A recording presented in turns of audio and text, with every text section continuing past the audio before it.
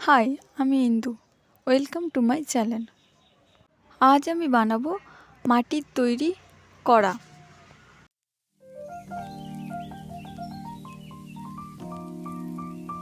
প্রথমেই অল্প একটু মাটি নিয়ে হাতের সাহায্যে গোল গোল করে ঘুরিয়ে একটা বাটির আকার দিয়ে দিয়েছি।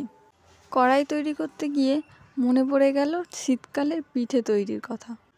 পিঠে তৈরির সময় নারকেল পুর ভরার জন্য ঠিক এইভাবেই গর্ত করে নিতাম। এরপর বাটির চারিদিকটা ভালো করে প্লেন করে নেব।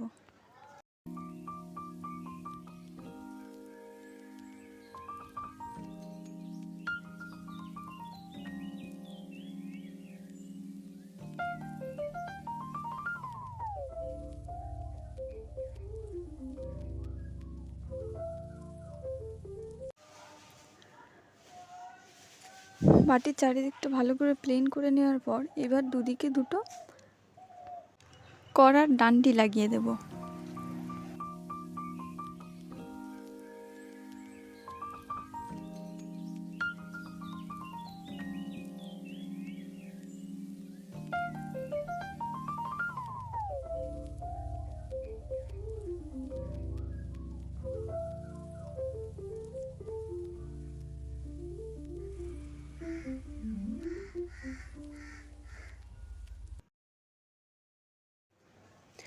ডান্ডিটা লাগিয়ে ভালো করে সেটা অ্যাটাচ করে দিতে হবে, নাহলে পরে শুকনো হওয়ার পরে খুলে যাওয়ার সম্ভাবনা থাকবে।